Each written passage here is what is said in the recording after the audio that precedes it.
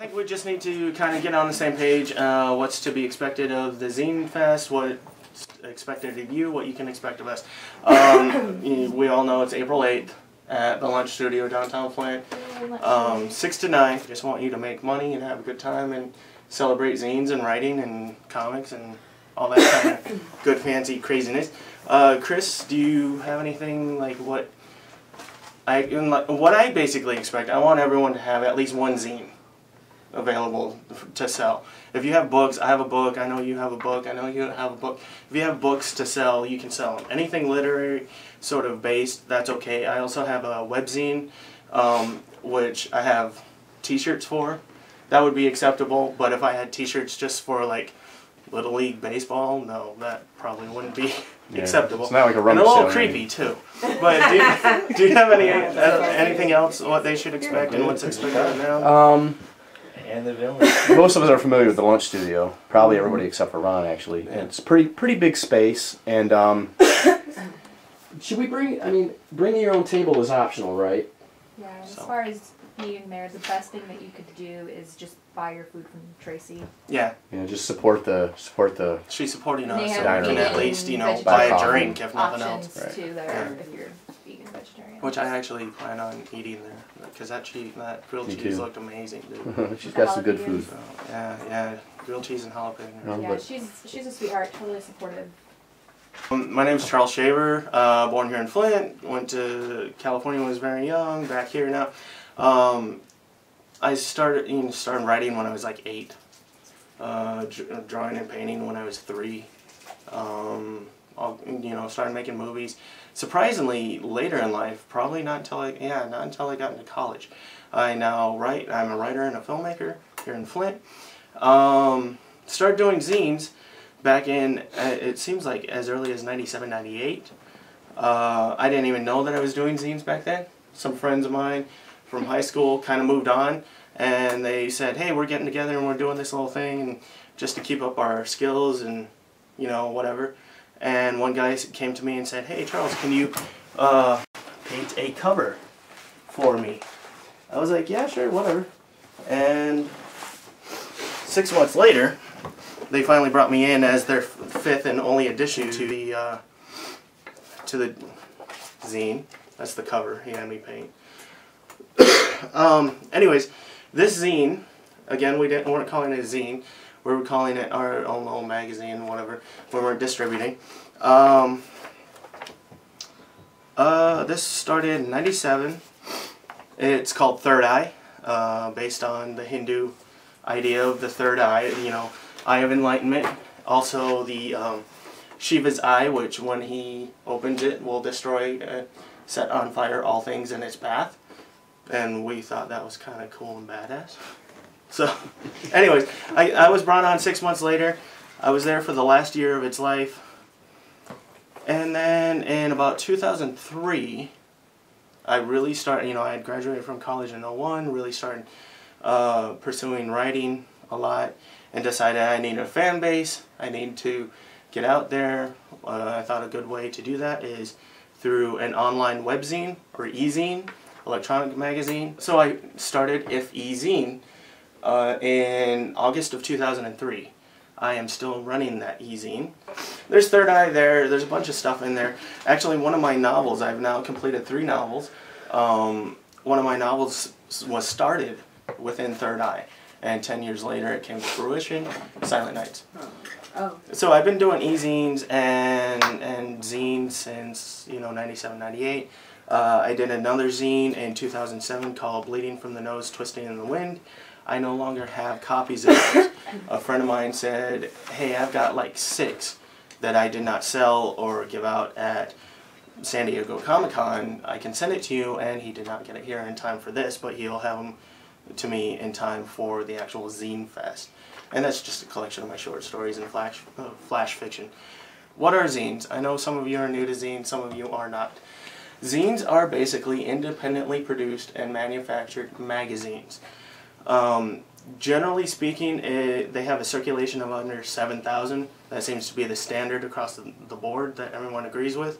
I'm not quite sure why, because every zinester that I've ever come across will make 10 to 30. and that will be basically their circulation, not 7,000, not even 100. Anyways, you know, zines are an alternative to the highly polished, highly produced, very focused, overly marketed magazines that you find on the shelf. These are a lot of times very personal. They can read like journals, sometimes they're comics, whatever. And zines are basically anything that kind of looks like a book or a magazine or a comic, is made by one person and has a distribution of less than 7,000. About the mid-90s, you started seeing some people get advertising into their zines to help pay for costs. I don't like that. I'm not dead set against it. If you get advertising, whatever, that's fine. I'm not going to, you know, say, get out of my zine fest. No, not at all. But to me, at that point, once you start selling advertising space, you're commercial, and you're no longer a zine. You are a full-fledged magazine. You'll find that once in a while, and you'll also find that snobbery sometimes, that, like I have, in the zine culture against that sort of practice. Anyways, I thought I should talk a little bit about where zines came from. Technically, if you go by these standards, less than 7,000, independently produced, zines have been around for a very long time. One of the major ones that people kind of point out as being, you know, a really good zine is Common Sense by Thomas Paine. Now, he made these as pamphlets. Isn't there some people that dispute that, though, that since there was really no mainstream press to compare it to? Yes, there are a lot of people who dispute it. But that wouldn't necessarily especially since, zine. right. The counter argument is that there was still book publishing. Right. And zines are also an alternative to book publishing, not just magazine publishing. Mm-hmm. So, wasn't there also media that was like established by the higher up people? Right. Newspapers too. Yeah. When Moses came down from the mountain and dropped his third tablet and he only had 10 commandments, if he had taken those and put ink on it and mass produced, those would have been zines. So the idea of zines and zine making has been around a long time. The word zine and the culture of zine is incredibly new. Really, a lot of sort of the standard start where a lot of people say, you know, zines, contemporary zines started, would have been around the 1950s. In the 1950s, science fiction was king. But in 1950s, vast majority of the people alive in the 1950s remembered a time when there was no telephones. Remembered a time when there was no television. Remembered a time when there was no radio, really. So science fiction was king because it was everywhere. Science was everywhere. It was the fiction of the day. Jules Verne, H.G. Wells were hugely popular, of course, even though they had been writing in the 1880s into the early 1900s, but they were being mass-produced. Movies like War of the Worlds, which came out in the 60s, you know, all these things really started to spur interest. Attack of the Giant Leeches, even, as stupid as it was. You could see the scuba. Yeah, I love that movie. You could see the scuba tank on the leech's That's back. why I love it. I know. It's great. I own it. So you had a lot of people writing about science fiction and then kind of folding the paper over, stapling it, and going, hey, look, you want to trade? Because I watched that movie. Here's a review of it. And there was a lot of people saying, you know, I really like Jules Verne. I'm going to take one of his characters and write about that character. And essentially they were doing fan fiction.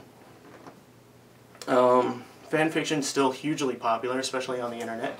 So you had zines basically being made with fan fiction, reviews, thoughts about science fiction, thoughts about science prophecy, things like that. And back then they were called fanzines, which was a contraction of fan, you're a fan of something, and magazine, fanzine.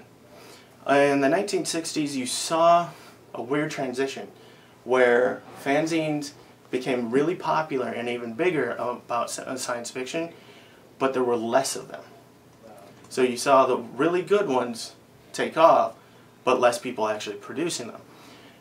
And it wasn't that the zines or fanzines were dying off, it's just interests were going elsewhere. In the 1960s we had the Dirty Hippies, and so of course we had zines about Mao, zines about communism, zines about socialism, zines about just social issues, Early beatnik poetry for zines. Yes, Yep. absolutely. So you saw a shift into sort of a social consciousness or a community mindfulness in zines. A lot of them were useless. A lot of them were really good. Somewhere between the 60s and 70s, the term fanzine lost the fan part. I don't know if it's because people thought, you know, it's not cool to be a fan of something. Maybe because it's no longer about a specific genre or a specific thing. It shouldn't be a fan something. But somewhere around the 1970s, it started becoming called zines. In the 1970s, we saw a huge major lift in zines with punk music. Punk is huge with zines. A major reason why is because I posted that video online showing that Jimmy Carter, apparently, allegedly, signed or encouraged record companies to not sign punk bands. And in return, he would give them tax cuts. So they could go and say, well, we could sign like the Germs and make $100,000 on their record, or we can not sign them and make $250,000 back from the tax cuts. So because of that, punk music was basically left on its own. There was no infrastructure. You saw like Jello Biafra of Dead Kennedys found his own music company because no other music company would have him. You saw, you know, guys would, like in Kansas City, would buy an old Victorian home and say, hey, punk bands, I know you're touring in your van because you're not making the kind of money to have a, you know, an airplane. You're not making the kind of money to have a hotel. I have couches crossing the country in station wagons, in cars, in vans, making just enough money to put more gas in the car, and hopefully, not kidding, this is not an exaggeration, hopefully enough to get some food and then go to the next place. And they couch surfed all across the country during the 70s and 80s. During the 70s, zines saw a huge explosion because they needed a way to talk about punk music. And zines were there. Zines started being made, reviews of bands started being made, reviews of clubs started being made, reviews of albums, fiction about punk music scene, non-fiction about punk music scene. Everything was huge. Zines just exploded during the 70s, carried on into the 80s, and then in the 90s, with the advent of the internet, which was really 1976, but in the 90s, we saw internet start invading people's homes. You saw an electronic revolution. In the 80s and 90s, you saw a transition away from punk music and more people doing zines about themselves. You know, like I said, they kind of like a journal. You start seeing independent comics. You start reading poetry, things that otherwise would never have been in a zine. And they start becoming more personal, especially with the Xerox machine. Xerox machine in the 1980s was huge for zines as well, because you could just go and make 1,000 of them if you wanted to. Now, of course, a lot of what I'm saying is gross generalizations, and they have to be because, like any good art, this is an art of the people. There is no founding member. There is no, you know, when did we start calling it zines? We don't know. We don't know. It's part of the language. It's a living art. It's an organic thing. It just kind of happens as it happens. And it evolves with people. You know, with the advent or the introduction of the internet, it became electronic like I have. I have the web zine. So, but I'm still making paper zines because I love the little feel and look, and you know, we still love our little idols and we love to hold on to them and pray to them. And you know. But if you want to do some further reading on stuff, this thing is amazing. What you mean, what's a zine? I got this out of the Genesee District Library. It's an amazing little book. It's a beautiful little book. It'll explain a lot. It'll fill in a lot of what I didn't say. Another one, this thing is pretty amazing. Did you like this? Mm-hmm. He showed up at like noon or whatever, and I just handed it to him. He was like, here, entertain yourself while I finish cleaning and stuff. He read the entire thing, cover to cover, today. It's very easy read, very quick read. A little difficult to come by. I had to order mine online. No, what's it called again? Stolen Sharpie Revolution. Sharpie Revolution. Stolen Sharpie Revolution. I want that package of Sharpies that we saw at Joanne's. Good.